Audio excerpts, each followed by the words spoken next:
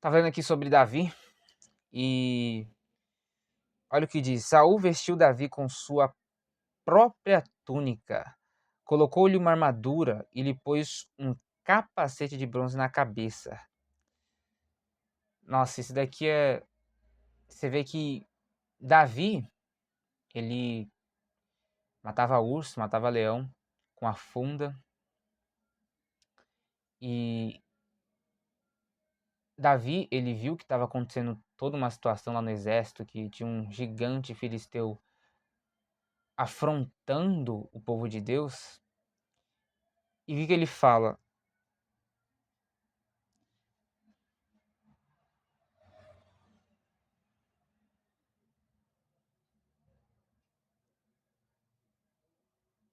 Quem é esse filisteu incircunciso para desafiar os exércitos do Deus vivo? Você vê que Davi, por mais que ele era jovem, abaixo da idade dos homens de guerra, ele tinha uma ousadia que, claro, ele tinha o Espírito Santo de Deus, e ele tinha uma ousadia que, enquanto os outros estavam com medo de Golias, ele estava vendo aquilo que aquilo representava. Aquilo que Golias estava fazendo não representava somente uma ameaça a homens, mas apresentava uma ameaça aos exércitos dos Deus vivo. Porque quando a gente sabe quem a gente sabe quem a gente representa. Davi, ele sabia quem ele representava o povo de Deus.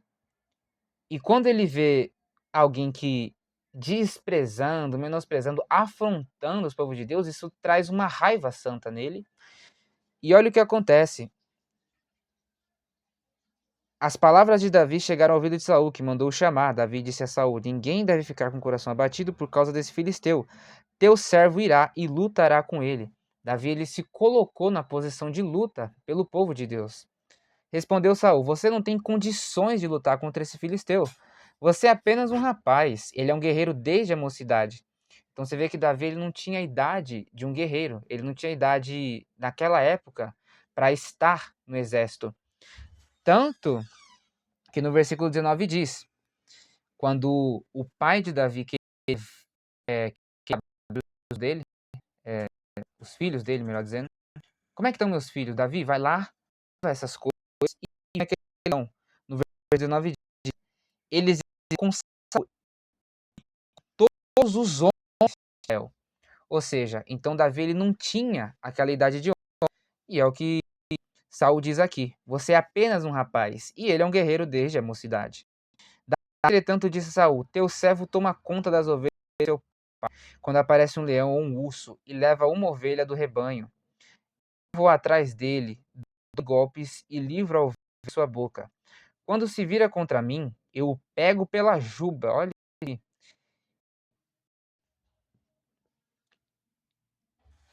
e lhe dou golpes até matá-lo. Teu servo pôde matar um leão e um urso. Esse filisteu incircunciso será como um deles, pois desafiou os exércitos do Deus vivo. O Senhor que me livrou das garras do leão e das garras do urso, me livrará das mãos desse filisteu. Diante disso, Saúl disse a Davi: Vá e que o Senhor esteja com você. Aí foi aquela situação. Saul vestiu Davi com a sua própria túnica, colocou-lhe a armadura e lhe pôs um capacete de bronze na cabeça. Davi prendeu sua espada sobre a túnica e tentou andar, pois não estava acostumado com aquilo. E disse a Saul: Não consigo andar com isso, pois não estou acostumado. É porque não tem como a gente se acostumar com algo que é, é, não é para gente.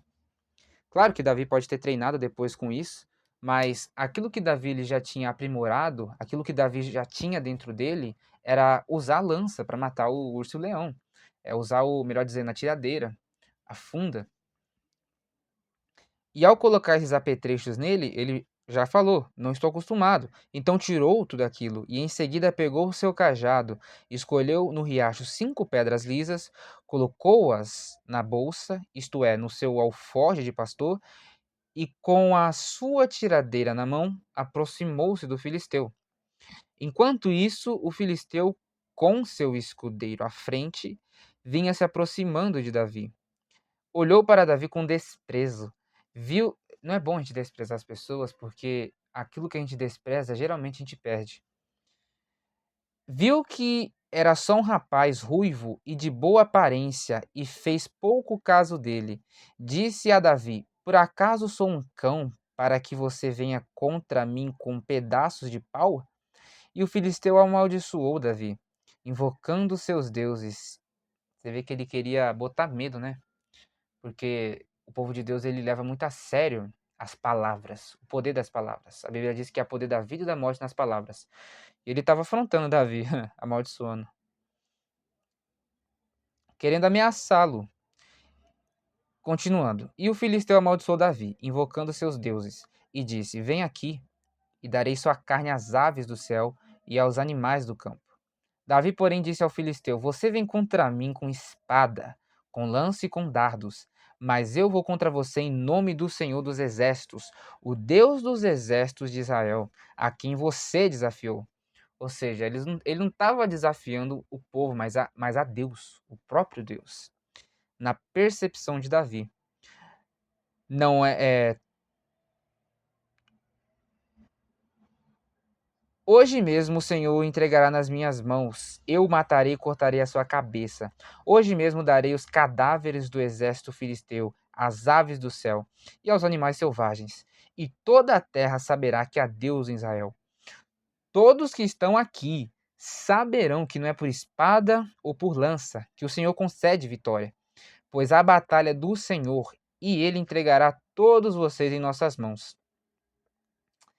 Quando o filisteu começou a vir na direção de Davi, este correu para a linha de batalha para enfrentá-lo. Tirando-lhe uma pedra do seu alforje, arremessou-a com a tiradeira e atingiu o filisteu na testa, de tal modo que ela ficou encravada e ele caiu, dando com o rosto no chão.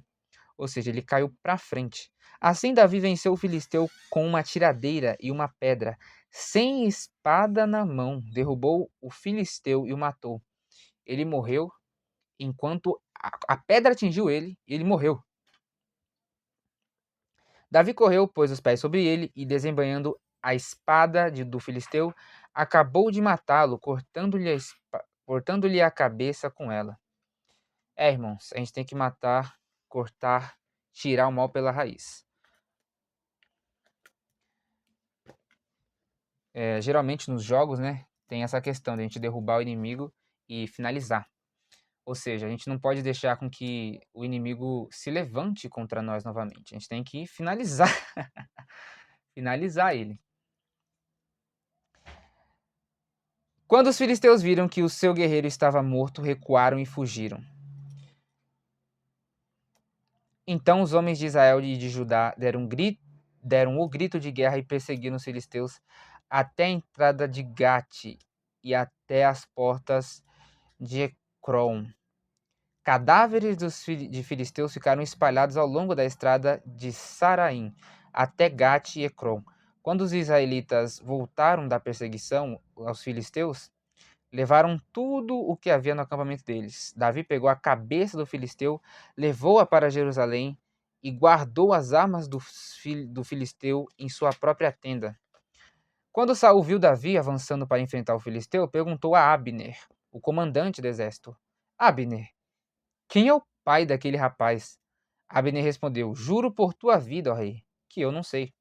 E o rei ordenou-lhe: Descubra quem é o pai dele. Logo que Davi voltou, depois de ter matado o filisteu, Abner levou-o perante Saul. Davi ainda segurava a cabeça de Golias. E Saul lhe perguntou: De quem você é filho, meu jovem? Respondeu Davi: Sou filho de teu servo Jessé, de Belém. Depois dessa conversa de Davi com Saul, surgiu tão grande amizade entre Jonatas e Davi que Jonatas tornou-se seu melhor amigo. Daquele dia em diante, Saul manteve Davi consigo e não o deixou voltar à casa de seu pai. E Jonatas fez um acordo de amizade com Davi, pois se tornaram seu melhor amigo. E Jonas tirou o manto que estava vestindo e deu a Davi, com sua túnica e até sua espada, seu arco e seu cinturão. Tudo o que Saul lhe ordenara fazer, Davi fazia com tanta habilidade que Saul lhe deu um posto elevado no exército. Bom, essa é a palavra que eu tenho para nós hoje, que nós vamos ficar com ela, entendendo que não é pela força que nós vencemos, é através da utilização dos nossos dons, sim, né? Davi usou o dom dele, treinou bastante para poder ter aquela habilidade de acertar os animais, acertar o urso, o leão, e acabou acertando Davi na testa. Mas tem coisa que é Deus que faz, você vê que ele caiu para frente, então tem alguma coisa ali, entendeu? A força dele é descomunal. Com só uma lapada, derrubou o gigante. Então tem coisa que é inexplicável. A gente deve fazer a nossa parte, crendo que Deus fará dele. Amém?